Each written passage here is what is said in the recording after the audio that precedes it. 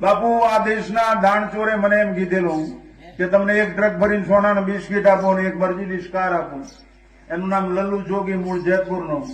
હું એક જગ્યાએ પ્રવચન ઉતરતો અડવાણીજી બધા હતા, અમે ડોંગરેજી મહારાજ ને બધા. એ કે કમન કેવું? મેં કીધું નહીં, મને કોઈ બીક છે નહીં ગોળી ગોળી. તો ઓલો માણસ મને કે તમે બાપુ મારા નહીં આવો. એના સોનાની ફ્રેમના ચશ્મા હતા, ચંપલના ડુવાલ, ચંપલના પટ્ટા સોનાના હતા, એના ચંપલના પટ્ટા સોનાના, એના પેન્ટની અંદર સોનાની સિલાઈ હતી.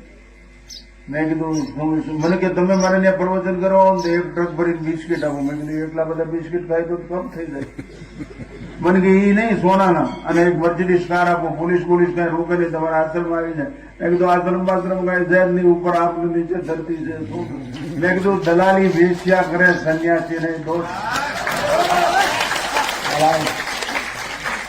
મેં કીધું તારા પૈસાથી આ કાર્યક્રમ થાય છે? તો કે હા. હું બાપુ અહીંયાથી જ રોડ ઉપર જઈને બસ સ્ટેન્ડે બેસી ગયો અને સીધો બોટાદ આવતો. ત્યાં આછી પછી કોઈ નહીં ગયો નથી.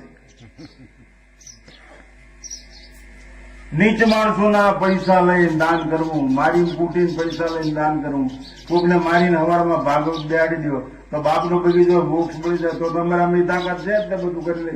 પર સેવા વગરનું બાપુ કાંઈ કામ ન આવે. ધ્યાન રાખો.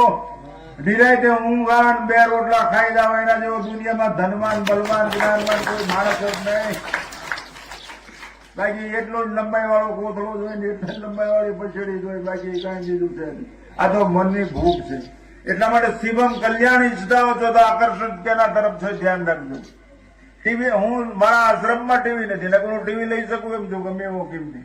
હું ટીવી જોતો જ નથી. નેવર ઇન માય લાઈફ ક્યારેય હું ટીવી જોતો જ નથી. 2 ગલુડિયા રમતા જોઈ લઉં, એક માં એના બાળકને બચીત ભરાવતો હોય તે જોઈ લઉં, એક ગાછડો આ વૃક્ષોને જોઈ લઉં, નદીને જોઈ લઉં. હું પહાડો અને ગિરિકંદરામાં બેસવા આવું છું. લાઈવ ટેલિકાસ્ટ ફ્રોમ નેચર, કુદરતી પ્રસારણ જોઈ લે. પ્રકૃતિ સંસ્કૃતિ જીવનનું મંગલ કરનાર છે. વિકૃતિને પડખે ન ચડવા દે.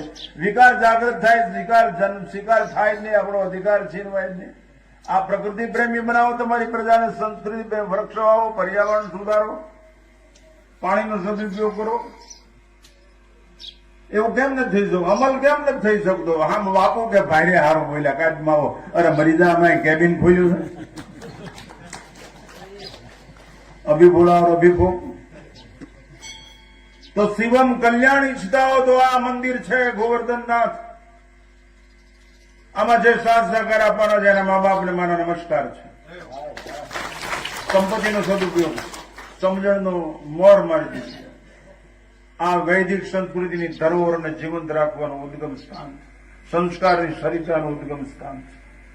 આમાં જેને આમાં બાપુ જેને એકવાર હાવણી મારી છે ને એને મારા નમસ્કાર છે. આયા જેને સત્કર્મ કર્યું છે, આ સત્કર્મ સ્વયમેવ આશીષનું સૂત્રકાર છે. એટલે સમય નથી બગાડો. શિવમ કલ્યાણ, કલ્યાણ ઈચ્છો. કેવો એવો નીચ માણસ હોય પોતાનું કલ્યાણ ન ઈચ્છતા. ચોર પણ કલ્યાણી છે, અનામી પણ કલ્યાણી છે. તો કલ્યાણ ઈચ્છતા હો તો એવી વસ્તુ તરફ આકર્ષિત થાવ કે જે નિરાકાર છે, જે નિષ્પૃહી છે, જે તમારી પાસે કોઈ અપેક્ષા રાખતી નહીં એવી. આ તો માતાજીને એમ કે હું ચૂંદડી ચડાવીશ ને એક નાળિયેર વધીશ ને ઉકળી કરી દઈશ, મારી ભેંસ ગોતી દે. અરે ગાંડીની નોકરાણી છે. શ્રદ્ધાનો વિરોધી નથી.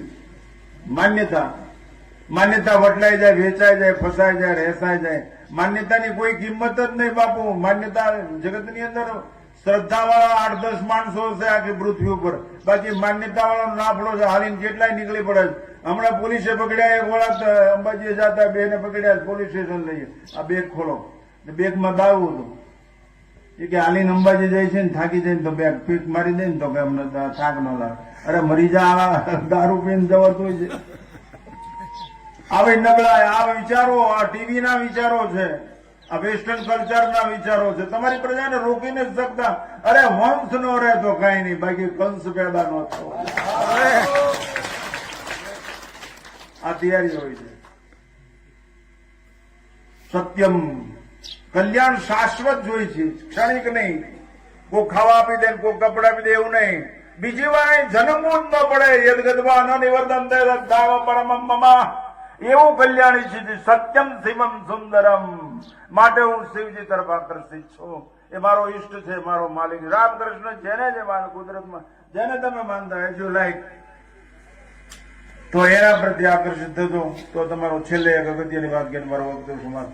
આ દેશની વિરાસતને બચાવો, વિરાસતને. જેને બચાવવાથી તમે બચી શકશો, તમે હસી શકશો, તમે દોડી શકશો, નાચી શકશો, કૂદી શકશો, તમારા વંશવારજોને સુખી રાખી શકશો, પ્રકૃતિ હરિયાળી હશે. આ દેશમાં પ્રકૃતિની ઉપાસક પહેલી વહેલી કોઈ હોય તો સબરી છે. પ્રકૃતિની ઉપાસના એને તુલસી વાવ્યા, તુલસીના વન વાવ્યા. સબરી છે મોટામાં મોટી પ્રકૃતિની ઉપાસક છે. એને ભગવાનને બોર ખવડાય. એને કીધું કે આ સુગર ફ્રી આઈસ્ક્રીમ છે એમ કીધું ભગવાનને. બોર ખવડાય. હું અત્યારે બોર ખાઈને આવ્યો છું. હું કાયમ 250-500 ગ્રામ બોર ખાઉં છું સવારમાં. ગાંઠેક ન આવે ને ચામડી ફાટે નહીં, એટલે બોરો ટ્યુબ લગાડવી જ ન પડે. પેલા પૈસા આવતા જ ના, એટલે બોરડી પાસે જઈને બોર ખાતા. પૈસા ક્યાં ગયા? તો એક દોઢ લુગડામાં ડખાતા હતા. ઠેકી ઠેકીને મકાઈના ડોડા મગફળી ને બધું ખાતું, બીજું કઈ હતું જ નહીં. બાપુ, સગવડ વધે અને સમજણ ઘટે એટલે રાક્ષસીય મનોવૃત્તિનો પ્રાદુર્ભાવ થાય. યાદ રાખજો, સમજણ ઘટવી જ ન જોઈએ. અમારો બાપ છે, અમારી માં છે, અમારું રાષ્ટ્ર છે, આ સમજણ છે. તો વિરાસત બચાવો. જેને બચાવવાથી બધું બચી જશે. જેને બચાવવાથી તમે નાચી શકશો, જેને બચાવવાથી તમે હસી શકશો, રડતાને શાંત રાખી શકશો, તમે શાંતિનો અનુભૂતિ કરી શકશો. પોઝિટિવ એટીટ્યુડ, હકારાત્મક વિચારધારા હળવી છે, નકારાત્મક હલકી છે. દૂધ ગરમ થાય મલાઈ ઉપર આવે, જેક નો ચડાવવા ને ગુણવત્તાને કારણે ઉપર આવતી રહે. એટલા માટે એ કામ કરવું પડશે. હું એકવાર રીબડાથી આવતો તો મારી પાસે એક મૂછું ભાઈ બેઠા, મારો સેવક જ હતો. એક ભાઈ મારો બીજો સેવક માલ ચાલતો હતો ઢોરા. એના મોઢામાં બીડીને ઠોઠું, બાકસને દિવાળી હાથમાં અને ચંપલમાં કાંટો કરી ગયો. ચંપલ હાથમાં પાણો લાકડી. એ કઈ વિચારે એની પાસે મારી ગાડી નીકળી હતી કે નમો નારાયણ બાપુ, નમો નારાયણ. મેં કીધું નમો નારાયણ, પાછા નમો નારાયણ. ત્યાં ઓલા ભાઈ શું કે આ કેવી નો છે, આ બીડી બધું હાથમાં ઠોઠા મારો નમો નારાયણ બોલે. મેં કીધું વાલા, એ બધું ભૂલી નમો નારાયણ બોલ્યો એટલું યાદ રાખીને એટલે બધું કમાયા. પોઝિટિવ વિચારધારાથી જીવતા શીખો, નેગેટિવ ને. આ એનો અર્થ એવું નહીં કે આપણે હીડા છીએ. આવી પડે તો બધું કરી લે, હિસાબે કરી લે. અમે બધું રાખી જ છીએ, શાસ્ત્ર અને શસ્ત્ર બે. એટલા માટે વિરાસતને બચાવો. અને એનું છેલ્લે કાવ્ય કઈ મારો વખતે સમા. સિકંદર વિશ્વ સમ્રાટ થવા માટે નીકળ્યો. એના ગુરુ પાસે રજા લેવા નીકળ્યો. એના ગુરુને કે રજા આપો, આશીર્વાદ આપો. શું કે વિશ્વ સમ્રાટ થવું? કે ક્યાં લડીશ? તો કે ભારતમાં. કેમ? કે અગરચંદનના પાણીથી રસ્તા સાફ થાય એવો ઐશ્વર્યવાન દેશ છે. ઇતિહાસ બોલે છે. તો કે તું ત્યાં જીતીશ નહીં. કે કેમ? તું સિકંદર છો, હિન્દુસ્તાનની પ્રજા જોગંદર છે, તું હારી જઈશ. હું કહું એટલું કામ કરીને આવજે. તો કે શું? કહા સુગર્દન વિજય કર જબ લौट के आना. એ સિકંદર, તું ભારત થી પાછો આવે ને, कहा सुगर्दन विजय कर जब लौट के आना, हमारे वास्ते साथ में ज्ञानी गुरु भी लाना, साथ में अमरवेल कमल गीता भी लाना, भूल मत जाना कहानी राम और सीता, साथ में एक बांस की बंसुरिया भी लाना, यदि हो सके नृपति थोड़ा सा गंगा जल भी लाना. આ વિરાસતના તમેનો વારસદાર છે, આ ઇતિહાસના તમેનો વારસદાર છે. આને બચાવો, આનાથી બચાવવાથી સંસ્કૃતિ, પ્રકૃતિ, ધર્મ બધું બચી જશે. આપણે બચાવવામાં મથી રહ્યો, આપણે આપણું કામ કરી લ્યો. કોઈ નચાવે એમ નાચવામાં નહીં, બચાવી લ્યો. તમારી પ્રજામાં સુસંસ્કૃત ભંડારો. વ્યક્તિના ઘડતર પછી જ કુટુંબનું પોષણ થાય છે, નિર્માણ થાય છે રાષ્ટ્રનું. એ રાષ્ટ્ર ટકી શકે છે. ફરીવાર સૂત્ર કઈ વખતે સમાજ બુદ્ધિમાન વર્ષો બેઠા. સત્તા અને સંપત્તિ સહાયભૂત બની શકે, બાકી ઘડતર સંસ્કારથી થાય. એ વાત યાદ રાખજો. અને જે ધર્મમાં અધ્યાત્મ નો હોય, જ્ઞાન નો હોય, એ ધર્મ સત્તા અને સંપત્તિનો ગુલામ થઈ જાય, એટલે હિંસા ભાવ વાળો થઈ જાય. એ અહિંસક કોઈ દિવસ ન હોય.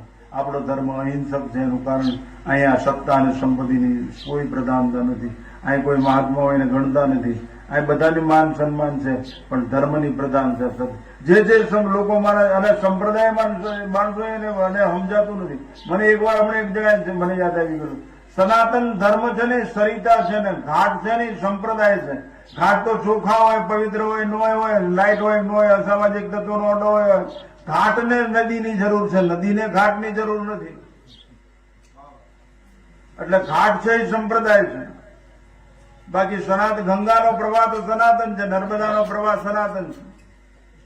એટલે અને છેલ્લે બધાને ગલે લગાવો, હરિજન ગિરિજન બધાને ગલે લગાવો. એને જો ભૂલી જશો ને તર છોડશો ને તો તમે બચી નહીં શકશો. એવી વિષમતા જાગૃત થશે કે તમે ક્ષમતા નહીં જાળવી શકો, એટલે કાતિલ થશે. એટલા માટે બધાને તમારી સાથે પગે લગાવો, બધાને માનો, બધાને સ્વીકારો, બધાનું ભલું ઈચ્છો, થાય એટલાનું કરો. તમે ક્યાં મેં ઇજારો રાખ્યો? બધાનું ભલું ઈચ્છવામાં શું વાંધો? બધાનું ભલું ઈચ્છો થાય એટલાનું કરો. તો સત્યમ શિવમ સુંદરમ એ વાતને પતાવી મારો વખતે સમાપ્ત કરું. ગોવર્ધન નાથ કી બહુચર માત કી. નમઃ પાર્વતી પતયે.